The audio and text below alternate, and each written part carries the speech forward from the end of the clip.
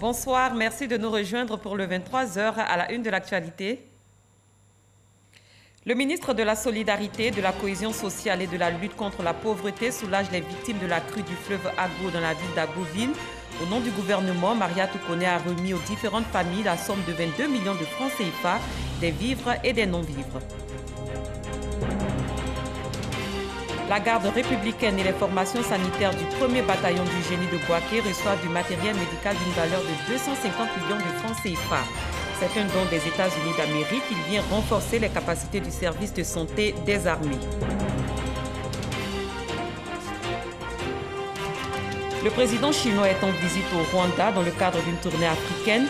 Xi Jinping souhaite resserrer les liens économiques déjà étroits entre la Chine et le continent africain. Bienvenue pour cette édition. Rendons-nous à Agboville dans l'Agné-Bitiassa où le ministre de la Solidarité, de la Cohésion sociale et de la lutte contre la pauvreté est allé exprimer le soutien du gouvernement aux victimes de la crue du fleuve Agbo. Maria Toukoné a remis 22 millions de francs CFA, des vivres et des non-vivres aux familles sinistrées. Les populations ont été invitées à libérer les sites précaires. Franck Wadiou.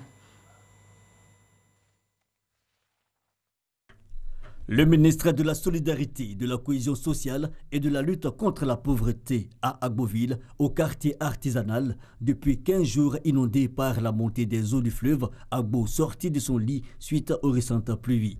Certains endroits on peut sentir la baisse du niveau de l'eau, mais le constat demeure, plusieurs habitations sont encore immergées. Cette femme est restée toute la période sur les lieux avec sa famille. Bon, vous déplacer, c'est quand tu as quelqu'un comme ça, tu peux te déplacer. Si tu n'as personne là, tu es obligé de rester sur place là. Certains ont cependant pu trouver refuge ailleurs. 40 familles sont dans ce cas de figure et 112 sont en revanche restées sur place pour un total de 152 familles sinistrées. Maria Toukoné est allée traduire la compassion du gouvernement aux sinistrés des 5 quartiers touchés par la montée des eaux à Agboville. Et donc leur dire que l'État est à leur côté, nous les soutenons, mais nous pensons plus à leur vie, à leur sécurité et donc nous les exhortons à quitter les lieux comme l'ont fait les 40 familles qui sont parties déjà. Des vivres, entre autres des pâtes alimentaires, de l'huile, des conserves et du sucre et des non-vivres, matelas et différents ustensiles, le tout d'une valeur de 20 millions de francs CFA auxquels s'ajoutent 2 millions de francs CFA pour les familles ayant évacué les lieux, un total de 22 millions de francs CFA et des bénéficiaires satisfaits. Depuis que je suis artisanal, ça fait au moins quelque chose de 15 ans aujourd'hui, mais c'est une première fois que je viens de recevoir cette chose. Mais au-delà de la satisfaction, un message apporté par le gouvernement, c'est l'exhortation à quitter les habitations non autorisées et à proximité du fleuve, et aussi une doléance des populations engagées des travaux durables pour le réaménagement du plan d'eau fluvial traversant la ville. Rappelons que cette montée des eaux n'est pas un fait inédit. Ici, on parle encore des années 89, 95 et 2008, d'où l'urgence selon les autorités d'engager des initiatives vigoureuses. Le ministre de l'Assainissement et de la Salubrité, Anne-Désirée Oloto, a échangé avec les ONG de lutte contre l'insalubrité. Au menu, l'instauration d'une plateforme formelle de collaboration entre le ministère et ses organisations afin de mieux les organiser et mieux suivre leurs activités. Un projet qui vise à renforcer les actions de lutte contre l'insalubrité. Patricia Omouetia, Grace Kando. Curage de caniveaux, nettoyage des grandes artères, assainissement des plages. Ces tâches ne sont pas uniquement affectées aux autorités chargées de l'assainissement. Elles sont suivies par de nombreuses organisations non gouvernementales qui œuvrent pour le maintien de l'hygiène publique. Notre association AFBAD, ce sont seulement les femmes. Donc les femmes, c'est elles-mêmes qui produisent les ordures.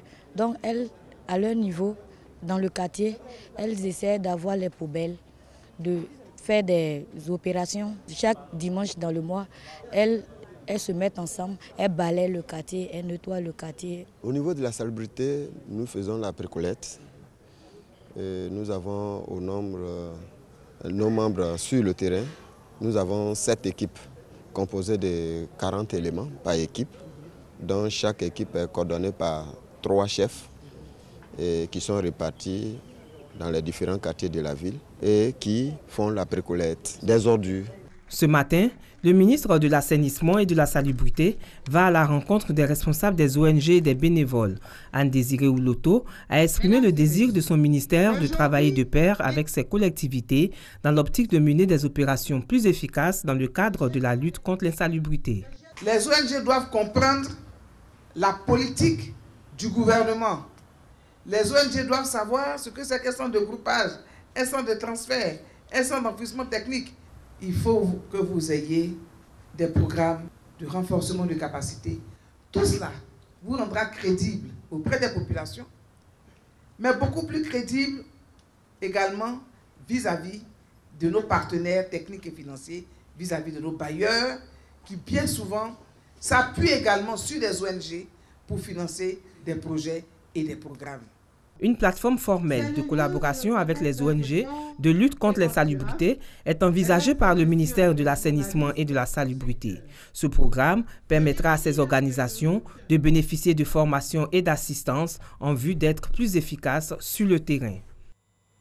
Un mot de défense, les États-Unis d'Amérique ont offert du matériel médical d'une valeur de 250 millions de francs CFA aux formations sanitaires du 1er bataillon du génie de Bouaké et à la garde républicaine, un don pour renforcer les capacités du service de santé des armées. Abou Sanogo.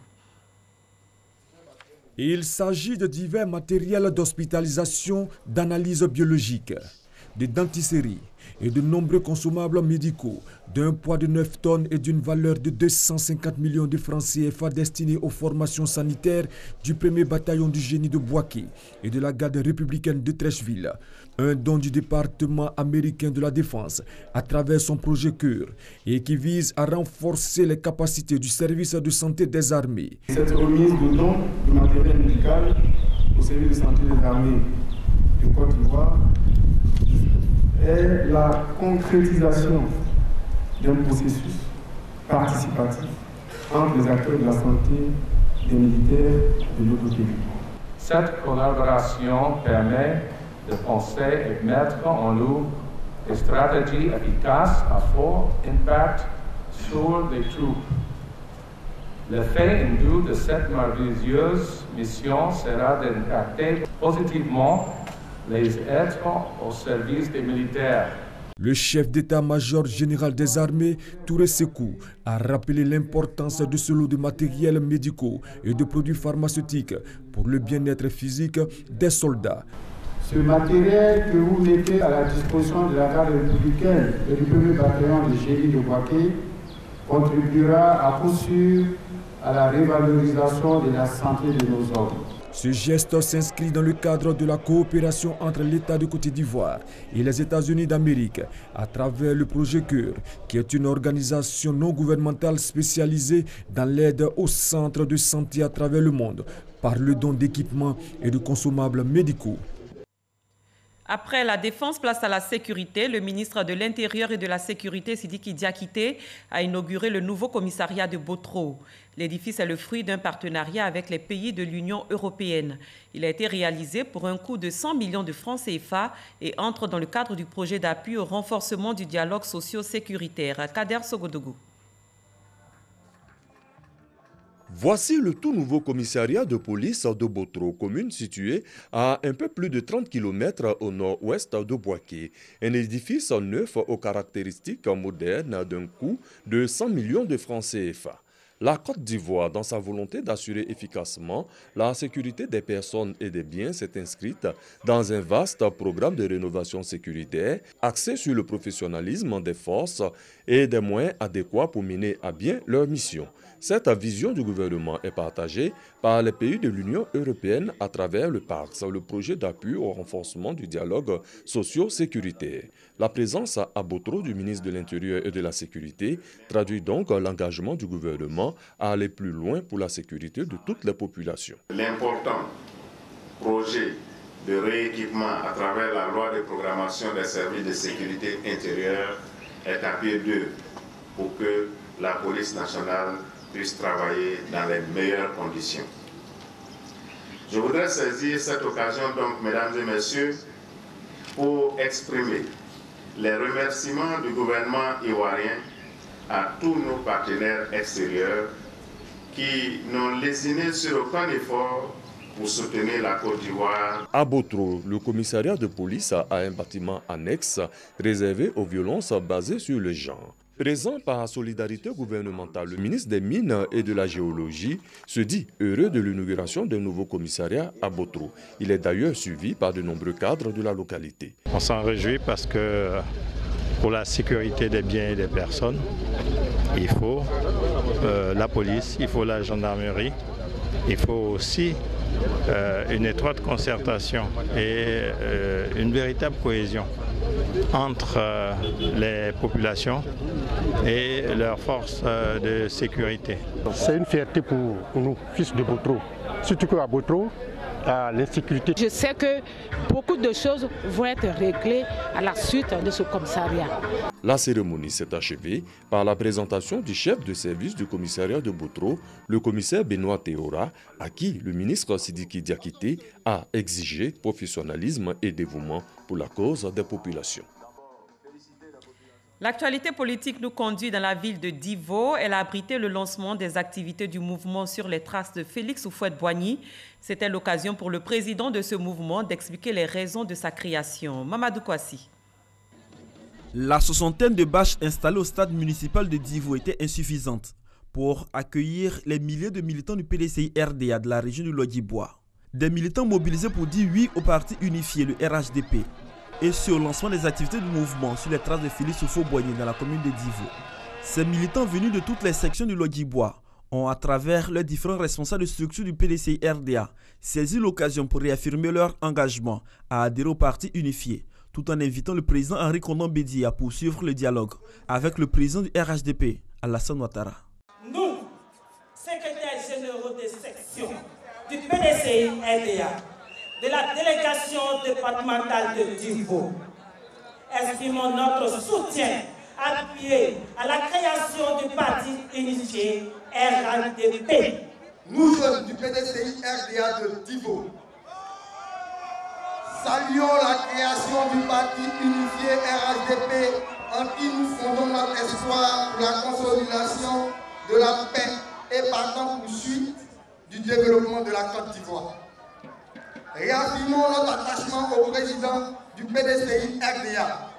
Considérant que seul le RHDP est à même de garantir cette paix durable, nous, femmes du PDCI RDA de Divo, saluons avec enthousiasme la création du parti politique RHDP unifié. Le délégué départemental du PDCI de Divo, le ministre Amédée Kouakou Kofi, lui-même vice-président du mouvement sur les traces de Félix Houphouët-Boigny, a invité les militants à soutenir les initiatives de paix et de développement qui passent par le RHDP. Pour lui, le bureau politique du 17 juin 2018 n'est pas en contradiction avec la mise en place du RHDP déjà souhaitée par le président Henri Konan Bédié. On tente de nous faire passer pour ceux qui ont trahi le PDCI RDA. On claironne à tout vent que le PDCI RDA refuse le parti unifié, alors que les résolutions du bureau politique sont on ne peut plus claires à ce sujet. Le président du PDCI RDA a fait sa part en signant l'accord politique. Le bureau politique a fait le sien en endossant le dit accord, en indiquant le chemin pour parvenir au congrès constitutif dans 12 à 18 mois. Les pourfendeurs de la signature du président du parti et des résolutions du parti sont à rechercher ailleurs et non au sein du mouvement sur les traces de Houphouët-Boigny. Le président du mouvement sur les traces de Houphouët-Boigny, le ministre Kobena Kwasi Adjoumani, a rappelé les raisons de la création de ce mouvement qui n'est pas un parti politique, mais un mouvement regroupant les militants du PDCI RDA favorables au RHDP. C'est pourquoi il invite les militants du PDCI à accompagner le RHDP dans sa quête d'une Côte d'Ivoire de paix et prospère. Mes sœurs du PDCI RDA, le mouvement sur les traces de Houphouët-Boigny doit être votre mouvement, car il vient consolider la paix et nous éloigner des conflits. Les conflits dont vous et vos enfants êtes les premières victimes. C'est pourquoi nous vous invitons à embarquer dans le mouvement sur les traces d'Houphouët-Boigny. Chers parents du monde agricole, sans la paix, pas de stabilité. Or, sans la paix, vous ne pourrez pas vous rendre dans vos plantations et profiter du fruit de votre travail. Vous aussi, vous êtes concernés par le mouvement sur les traces d'Houphouët-Boigny. Tous, sans exception aucune, nous devons nous mettre sur les traces d'Houphouët-Boigny, car ce sont les seules traces qui vont nous permettre de ne pas nous perdre. Ce sont les seules traces qui vont nous permettre de sauver la Côte d'Ivoire avec le RHDP. Ce sont les seules traces qui vont nous permettre de faire rayonner la Côte d'Ivoire au firmament du développement. Nous vous demandons de demeurer sereins, car nous sommes convaincus que nous sommes sur le chemin de la vérité. Le lancement des activités du mouvement sur les traces de Félix Houphouët-Boigny à Divo a enregistré la participation de militants des partis politiques, membres du RHDP ainsi que plusieurs membres fondateurs de ce mouvement. La prochaine étape, la ville de Bondoukou, le samedi prochain, pour convaincre davantage les militants du PDCI à adhérer au RHDP. Abidjan a accueilli jeudi dernier la 6e Assemblée générale de la Commission africaine de normalisation électrotechnique. Cette rencontre a permis aux experts du domaine de faire le point des activités de cette organisation et d'élire de nouveaux responsables. Nadia Edja, Jean-Luc Bangou. Après 10 ans de fonctionnement, l'heure est au bilan pour la Commission électrotechnique de normalisation AFSEC. L'AFSEC a déjà commencé à produire des normes pour interconnecter les réseaux électriques africains. Elle travaille au niveau de l'évaluation de la conformité pour mettre en place des entités, des structures qui travaillent sur ça. L'AFSEC a rédigé des guides qui permettent aussi, lorsqu'on veut faire des achats d'équipements électriques, de tenir compte d'un certain nombre de normes pour pouvoir prendre en compte. L'AFSEC a mis en place une base de données qui permet de voir dans chaque pays quelles sont les normes qui sont applicables. Créée par l'Union africaine, l'AFSEC intervient dans les domaines de l'électricité, l'électrotechnique et la technologie associée.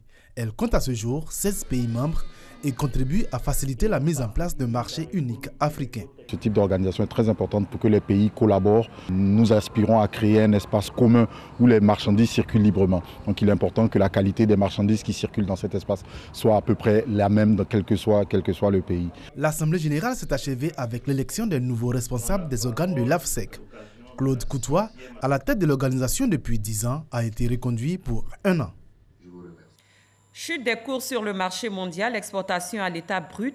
La filière éveillée est à la croisée des chemins depuis quelques années après la période d'embellie. Producteurs et usiniers tentent tant bien que mal de maintenir le cap par la formation des ressources humaines et le financement des plantations. Les défis de la filière éveillée sont nombreux. Quels sont-ils et comment y remédier? La question a été abordée dans ce Dimanche Magazine. Pour en parler, le président de l'APROMAC, Eugène Crémier-Malan, était l'invité de Hamza Diaby. Voici un extrait de leur entretien. Nous avons plus de 160 000 planteurs d'EVA en Côte d'Ivoire. Nous avons 600 000 hectares de plantés. Donc c'est un secteur. Pour 603 000 tonnes. Pour 603 000 tonnes. Alors, les 603 000 tonnes, c'était l'objectif à signer par l'État sur l'horizon 2020.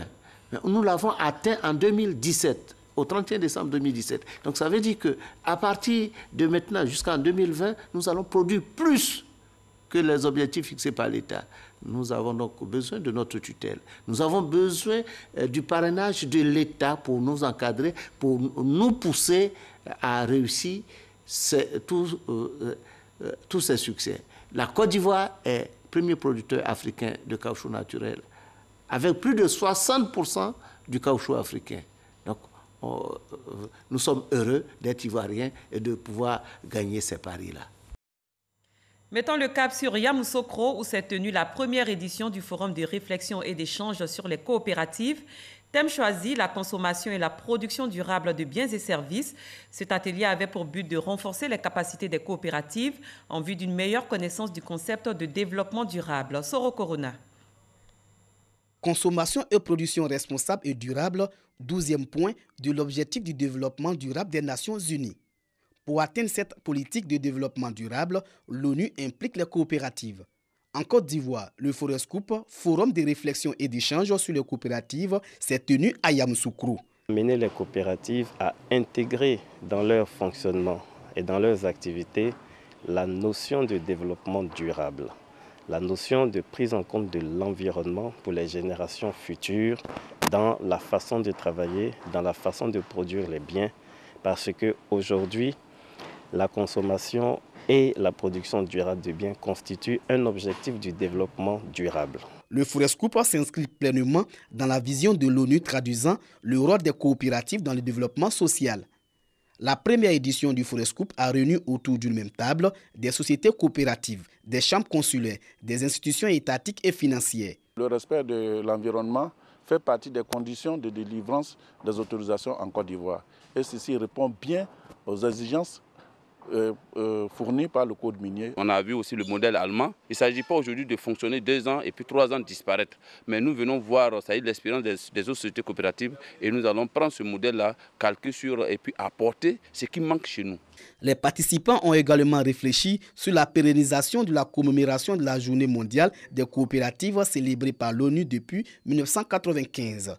Cette première édition du Forescoop a eu pour thème la consommation et production durable des biens et services. Parlons cinéma, la sortie officielle du film Interprète 2 dans les salles d'Abidjan, c'est le 27 juillet prochain. La grande première de ce long métrage a eu lieu hier au Palais de la Culture à Trècheville. Trahison, meurtre, suspense et amour sont mis en avant dans ce film coproduit par la RTI. Issa Yeo. Interprète 1, on est resté sur notre fin. Et donc, quand on nous a annoncé l'Interprète 2, on a couru venir le voir et on a hâte de voir la suite du film.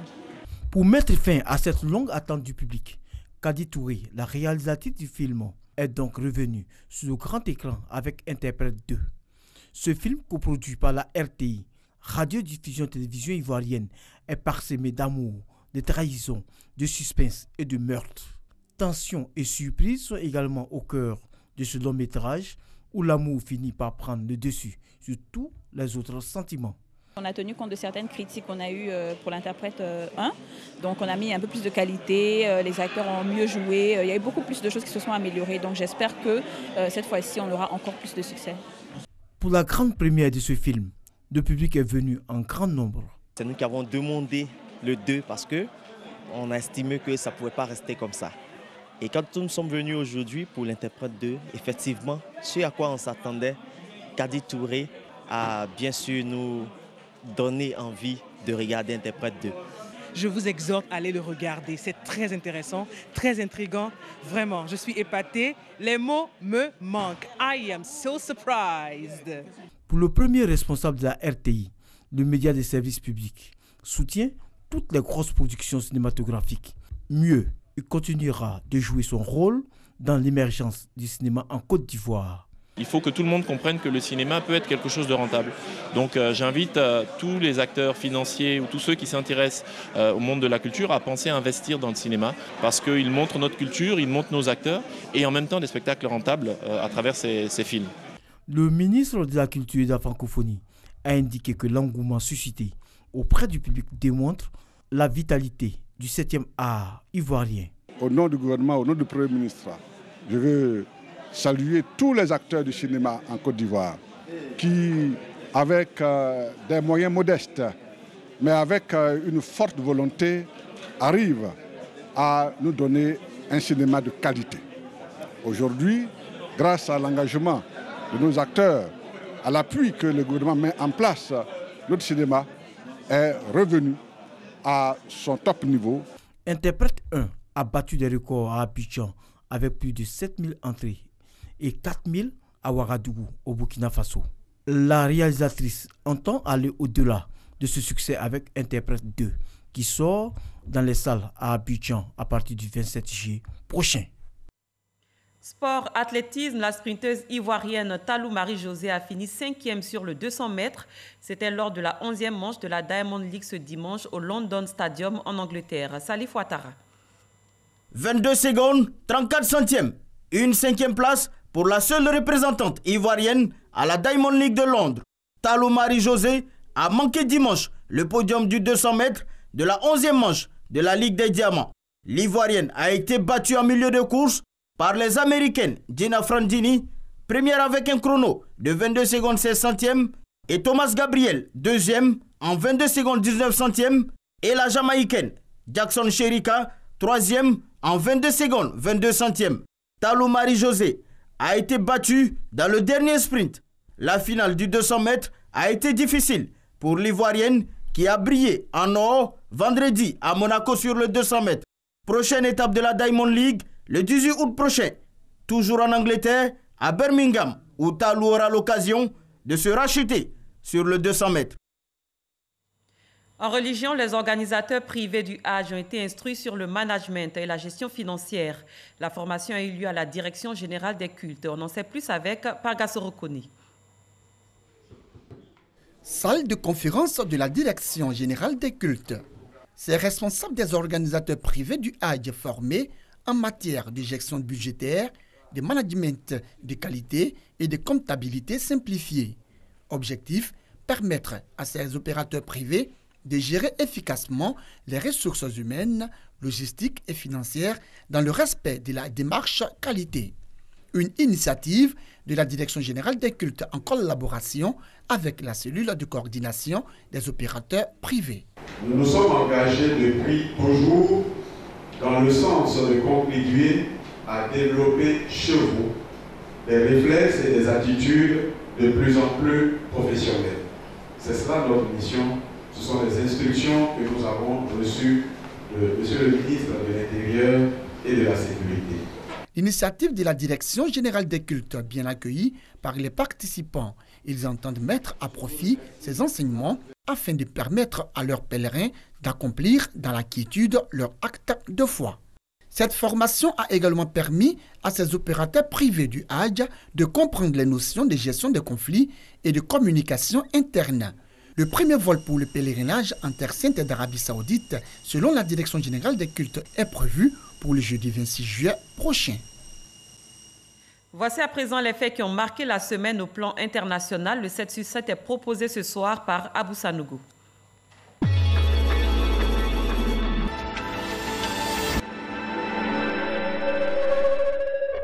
L'équipe de France a vécu un retour triomphal au lendemain de son titre de champion du monde. Les Bleus ont célébré lundi après-midi leur titre de champion du monde sur les Champs-Élysées avec des centaines de milliers de personnes venues les acclamer avant d'être reçues à l'Élysée. Près de 600 migrants sont arrivés à Agadez au cours de la deuxième semaine de juillet. Ces ressortissants africains ont été refoulés d'Algérie et abandonnés dans le désert. 180 Nigériens sont d'abord arrivés à Agadez, suivis par près de 391 ressortissants ouest-africains selon l'Organisation internationale pour les migrations. S'il était en vie, Nelson Mandela fêterait ses 100 ans ce mercredi 18 juillet 2018. L'Afrique du Sud a salué l'héritage de Nelson Mandela, icône mondiale de la lutte contre l'apartheid, avec une marche symbolique conduite par sa veuve Graça Machel et un forum sur la direction de l'ancien président américain Barack Obama. Son discours était très attendu, à 5 mois de la présidentielle censée élire son successeur à la tête du pays qu'il dirige depuis 17 ans. Le président congolais Joseph Kabila s'est engagé à respecter la constitution de la République démocratique du Congo qui lui interdit de se représenter. La date des élections, fixée au 23 décembre 2018, reste maintenue. Accusé de violence lors de manifestations le 1er mai, ainsi que d'usurpation de fonctions, Alexandre Benalla a été placé en garde à vue. L'Élysée annonce qu'une procédure de licenciement a été engagée à son encontre. La garde à vue d'Alexandre Benalla a débuté ce vendredi matin à Paris, dans le cadre d'une enquête préliminaire ouverte après la diffusion d'une vidéo le montrant frappant un manifestant le 1er mai, a annoncé le parquet de Paris.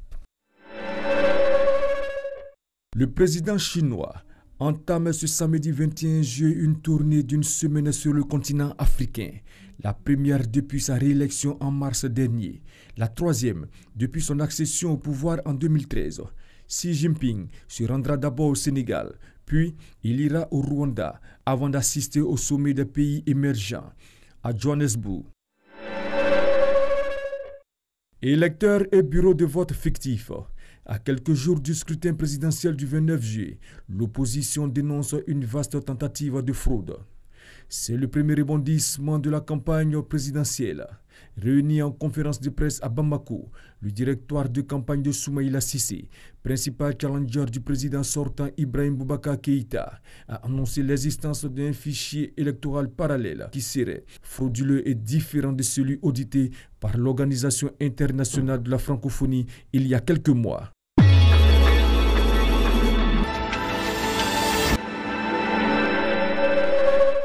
Fin de ce 23h. Merci d'avoir été des nôtres. Très bonne fin de soirée. Je vous retrouve demain.